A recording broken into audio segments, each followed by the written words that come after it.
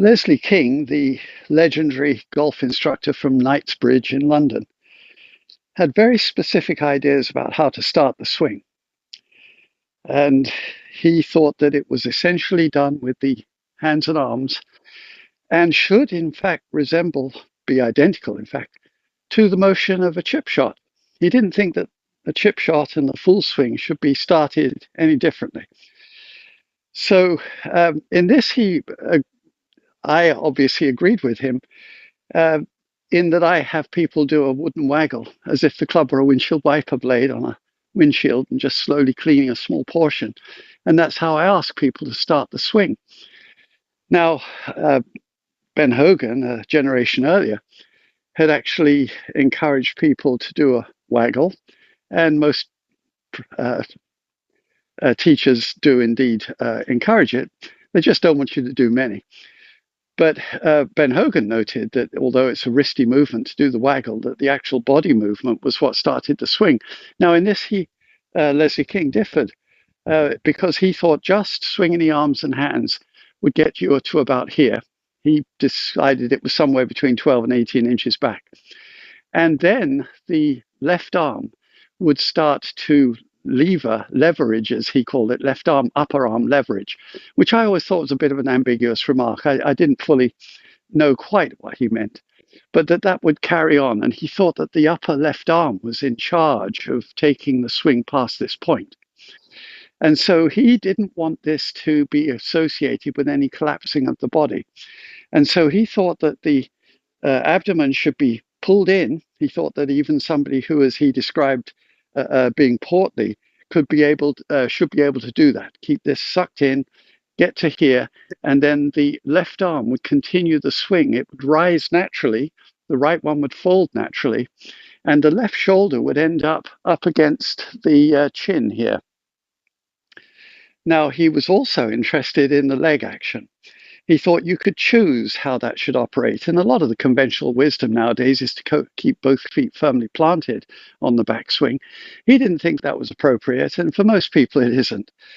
He thought that as you start the swing with the arms and then carry on by swinging the left arm up and the shoulder around, that the shoulder shouldn't dip, and that this leg would actually move the weight subtly onto the ball of the left foot. The heel would lift slightly, not much, but that subtle shift of weight with the right hip moving backwards. And he even had a diagram of a handkerchief in a pocket, noted, drawing attention to the fact that the hip had gone back. He didn't want that leg, though, to straighten. It kept subtly bent. This one would have the weight onto the ball of the foot, and the knee would start to point behind the ball, as he described it. A little ambiguous, but it means to the right of the ball. And that was enough to get the swing into the right shape for the next stage, which, of course, is the transition. Having accomplished the takeaway and the middle portion of the backswing in very specific ways, no surprise, Leslie King was quite insistent on how the club should operate at the end of the backswing. Obviously a very important place because we're probably stretched to our limits physically and things can change inconveniently. We need consistency and we need to be in the right shapes and locations. So he thought that as you got near the end of the backswing, the line of the shaft wouldn't quite make it to horizontal. And it would be pointing subtly to the left of the line across the toes, which is generally thought to be how you aim the swing toward the target. Now, I've always thought the line across the shoulders was a bigger deal, both for alignment and for ball position, but it was common practice to talk about the line across the toes. And so he thought that the shaft would be aiming slightly to the left of that. We call it nowadays laid off. Then he thought that when the shoulder turn was fully formed, then that line would now have shifted to be actually paralleling the toes and pointing the target, very reminiscent of what obviously John Jacobs had said in his idea that you can aim the club not only at address with the face of the club, but also the shaft at the end of the backswing, and that was beneficial.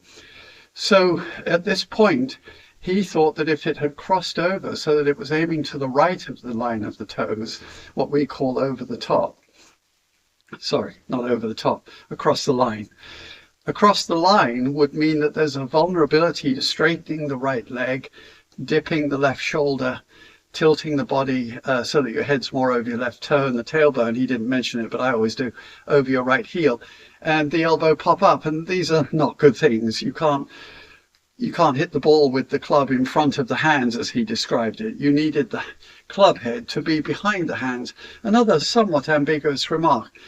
What it meant was that as the arms sweep down toward the ball when they're attacking, the club is trailing behind it. If you think of a speedboat with a skier, water skier behind them, if the rope is off at an angle from the pull of the boat, eventually the rope is going to rectify that and the skier will be behind the boat. It just doesn't happen immediately. But that's where we're trying to get to, so that you can ski through to the ball.